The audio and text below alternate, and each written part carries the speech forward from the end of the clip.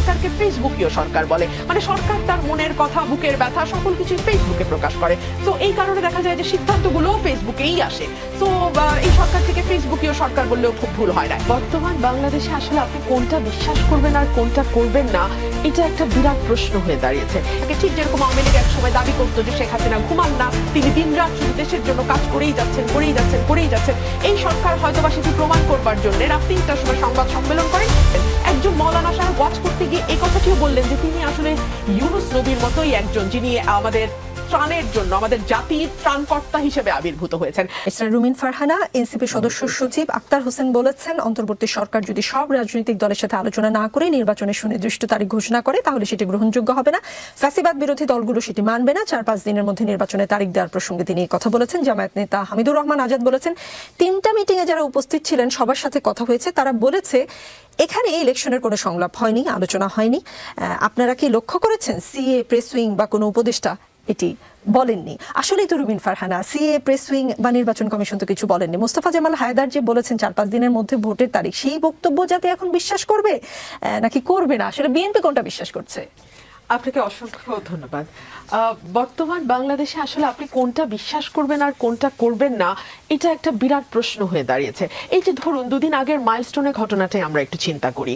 আমরা দেখলাম ঘটনাটি ঘটবার কিছুক্ষণের মধ্যেই প্রধান উপদেষ্টা একটি ফেসবুক স্ট্যাটাস দিয়ে মানুষের কাছ থেকে অনুদান চাইলেন এবং তিনি একটি হিসাব নাম্বার দিলেন। তার কয়েক মিনিট পরেই সেটি তিনি পোস্ট ডিলিট করতে বাধ্য হলেন। আমরা দেখলাম যে তার কিছুক্ষণ পরে রাত 3টার সময় পরীক্ষাটি ক্যান্সেল হলো, অথচ তার আগে বারবার স্টুডেন্টরা দাবি তুলেছিল যে এরকম একটা ভয়াবহ ট্র্যাজেডি, যেখানে মাইলস্টোন কলেজেরও ছাত্ররা আছে যারা এইচএসসি পরীক্ষা দিচ্ছে, বাট সেসব কোনো কিছুতে কর্ণপাত না করে হঠাৎ রাত 3টার সময় এরকম একটি ঘোষণা আসলো। এবং এই সরকারটিকে আমার গভীর রাতপ্রিয় মনে হয়। কেন মনে হয় নিকোল? আপনার নিশ্চয়ই মনে থাকবে এই সরকারের সবচেয়ে ব্যর্থ উপদেষ্টা, আমাদের স্বরাষ্ট্র উপদেষ্টা, তিনি কিন্তু সংবাদ সম্মেলন করেছিলেন ঠিক রাত 3টার দিকে। সো এই সরকারটিকে আসলে এই কার্যকলাপের মধ্যে দিয়ে প্রমাণ করতে চায় যে তারা আসলে 24 ঘন্টা জেগেই থাকে। ঠিক যেরকম আওয়ামী লীগ এক সময় দাবি করতো যে শেখ হাসিনা ঘুমান না, তিনি দিনরাত শুধু দেশের জন্য কাজ করেই যাচ্ছেন। এই সরকার হয়তো বা সেটি প্রমাণ করবার জন্য রাত 3টার সময় সংবাদ সম্মেলন করেন কিংবা 3টার সময় পরীক্ষা বাতিলের একটি ঘোষণা দেন। এই নির্বাচন নিয়েই ধরুন না কেন, সরকার কতবার কত রকম কথাবার্তা এখন থেকে মানে শুরু থেকে বলে আসছে। প্রথমে বললো যদি অল্প সংস্কার হয় ছোট প্যাকেজ, যদি বড় সংস্কার হয় বড় প্যাকেজ। অল্প সংস্কার বা ছোট প্যাকেজের মধ্যে কি কি আছে সেটা কিন্তু আমরা এখনো জানলাম না, আবার বড় প্যাকেজের মধ্যে কি কি আছে তাও আমরা জানি না। সরকার টাইম ফ্রেম দিল ডিসেম্বর থেকে জুন পর্যন্ত, এর মধ্যে আবার 6টা মাস চলে আসে। সো আপনি ডিসেম্বর ধরবেন না জানুয়ারি ধরবেন, কেউ বললো ফেব্রুয়ারি ধরবো না মার্চ ধরবো, আবার আরেক পক্ষ বললো না এপ্রিল বা মে ধরে, আবার আরেক পক্ষ বললো না জুনেই হতে পারে। সো এই যে বাংলাদেশের যতগুলো রাজনৈতিক দল মোটা দাগে তাদেরকে 6 ভাগে ভাগ করলে এক এক ভাগ কিন্তু এক এক মাস নিয়ে লড়াই করতেই পারে, কারণ সকল কিছুই সরকারের কাছ থেকে এসছে। তারপরে আবার আমরা একটা ফেসবুক ক্যাম্পেইন শুরু করলাম। অনেকে আবার এই সরকারকে ফেসবুকীয় সরকার বলে, মানে সরকার তার মনের কথা, বুকের ব্যথা সকল কিছুই ফেসবুকে প্রকাশ করে। সো এই কারণে দেখা যায় যে সিদ্ধান্তগুলো ফেসবুকেই আসে।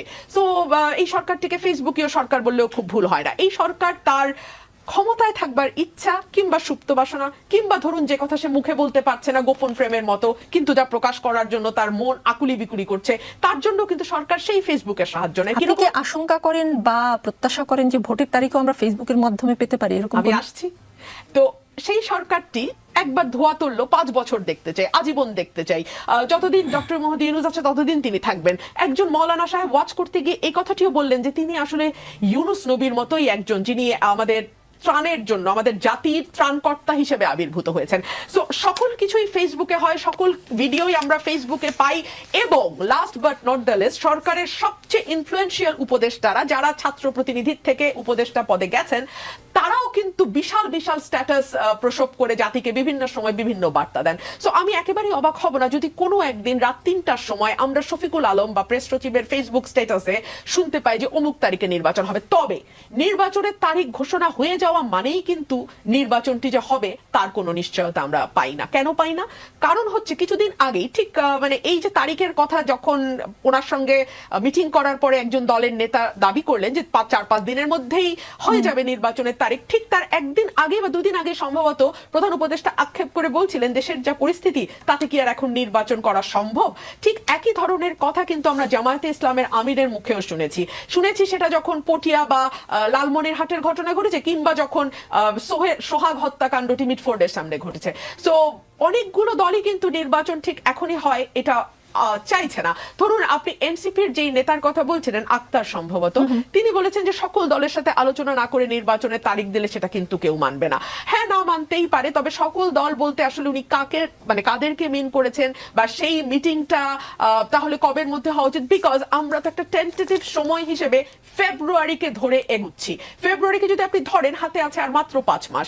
এই 5 মাসের মধ্যে 3 মাস যাবে আপনার শিডিউল ডিক্লেয়ার করে সকল কিছু অ্যারেঞ্জ করতে। তার আগে ভোটার তালিকা হালনাগাদ এবং ডিলিমিটেশনের যেই ডিসপিউট গুলো আছে সেগুলো রিজলভ করতে হবে। আমি প্রশ্ন করি, এই ইলেকশনের তারিখটা তো আসলে ইসির কাছ থেকে আসা উচিত। সুতরাং 4 দিন পরে না 5 দিন পরে নির্বাচনের তারিখ ঘোষিত হবে, এই কথাটা একমাত্র ইলেকশন কমিশনার ছাড়া আর কেউ কি দিতে পারে কিনা, এই প্রশ্ন আমি আপনার মাধ্যমে রেখে যাচ্ছি।